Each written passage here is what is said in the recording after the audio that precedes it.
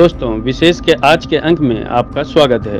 केंद्र में बिहार की सियासत का हमेशा से दबदबा रहा है, चाहे वो लालू राज का रहा हो या फिर नीतीश राज का रहा हो या फिर अभी जारी सियासत की। फिलहाल राजद और जदयू एक साथ हैं। ऐसे में बीजेपी के लिए छोटे दलों का सहारा सबसे महत्वपूर्ण है। केंद्र में फिलहाल नित्यानंद राय, गिरिराज सिंह, अश्विनी चौबे, पशुपति पारस और आर.के. सिंह मंत्री हैं। लेकिन 2024 से पहले इसमें एक और नाम शामिल करने की तैयारी चल रही है। लोकसभा चुनाव 2024 की तैयारी में जुटी भाजपा अपनी रणनीति को अंजाम देने की तैयारी कर रही है। लोजपा और लोजपा रामविलास की रणनीति को भाजपा अब एक नया रूप देने जा रही है। अभी तक लोजपा के पशुपति पारस परोक्ष रूप से एनडीए गठबंधन में साथ हैं, तो लोजपा रामविलास के अपरोक्ष रूप से एनडीए के साथ दिखता रहा है। अब लोजपा रामविलास की राजनीति में एक बदलाव आने जा रहा है। राजनीतिक विश्लेषकों की माने तो कर्नाटक विधानसभा चुनाव के बाद लोजपा रामविलास के राष्ट्रीय अध्यक्ष और जमुई सांसद चिराग पासवान या कह लें कि प्रधानमंत्री नरेंद्र मोदी के हनुमान केंद्रीय कैबिनेट में शामिल हो सकते हैं।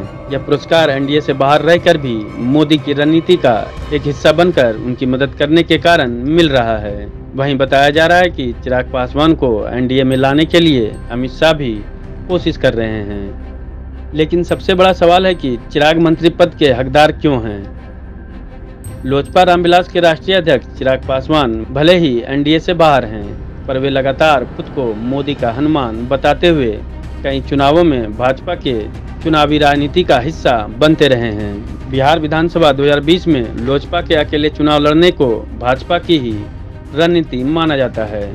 इस रणनीति से जदयू को काफी नुकसान हुआ।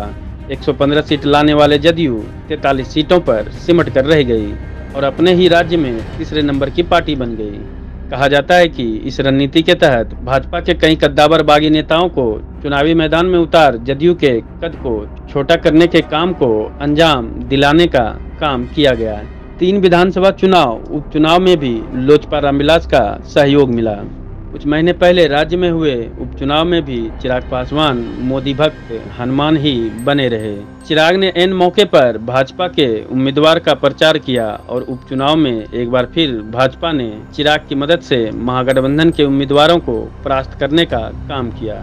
इस उपचुनाव में भाजपा ने कुढ़नी और गोपालगंज विधानसभा में जीतकर परचम लहराया और मोकामा में जहां भाजपा को कभी 2 से 3 हजार मत मिला करता था, वहां 65,000 से ज्यादा वोट मिले।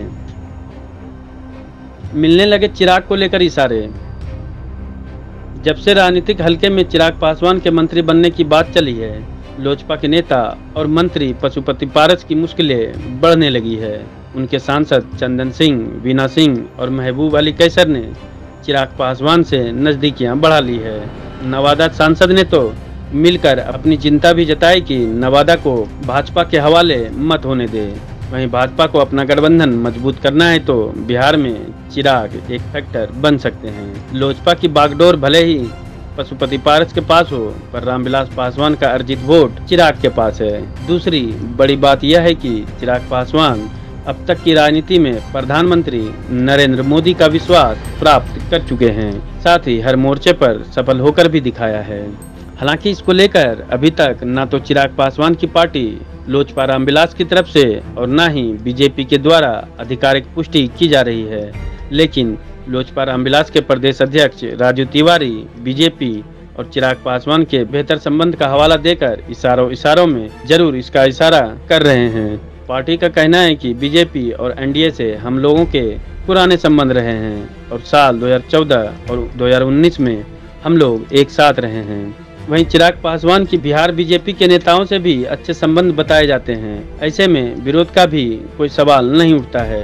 सम्राट चौधरी भी कहते हैं कि चिराग पासवान को केंद्र में मंत्री बनाने का फैसला पार्टी के शीर्ष नेतृत्व को करना है। लेकिन चिराग पासवान एक अच्छे नेता हैं, इससे कोई इनकार नहीं कर सकता है। दरअसल इस वक्त चिराग पासवान की बिहार में अहमियत बढ़ गई है, क्योंकि दलित समाज में पासवान जाति सबसे प्रभावशाली जाति है। उनकी आबादी लगभग 6% है, जो वोटों के लिहाज से लोकसभा की कई सीटों पर महत्वपूर्ण हो सकता है। चिराग पासवान इस जाति के सबसे महत्वपूर्ण नेता माने जाते हैं। वहीं बताया जा रहा है कि अगर चिराग पासवान को केंद्र में जगह दी जाती है तो उनके चाचा और कैबिनेट में शामिल पशुपति पारस की कैबिनेट से छुट्टी हो सकती है। दोस्तों, आज के अंक में बस इतना ही। अगले अंक में कोई और जानकारी लेकर आपके सामने हाजिर होंगे। लेकिन ऐसी और कहानियों को सुनने और देखने के लिए समाचार पर के पुल्लिंग्स का हौसला बढ़ाएं। हमारे चैनल को सब्सक्राइब करें। वीडियो पसंद आए तो लाइक और शेयर करें। अगर आपके पास कोई सुझाव हो तो हमें कमेंट बॉक्स में लिखें, या फिर ऐसे ही कोई और कहानी सुनना चाहते हैं तो आप हमें कुछ इनपुट्स के साथ जानकारी साझा करें।